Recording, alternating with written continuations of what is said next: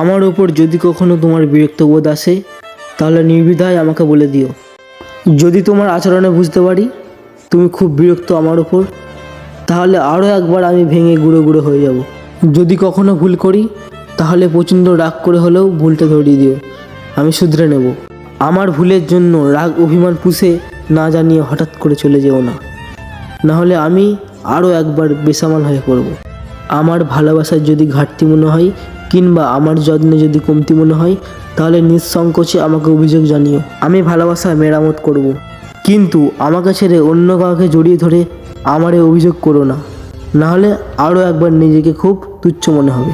শেষ বেলায় এসে যদি তোমার আমাকে অসহ্য লাগে, যদি সম্পর্কে ইতি টানে ব্যস্ত হয়ে পড়ো, তাহলে সম্পর্কটাকে বন্ধুত্বের নাম দিয়ে চলে যেও।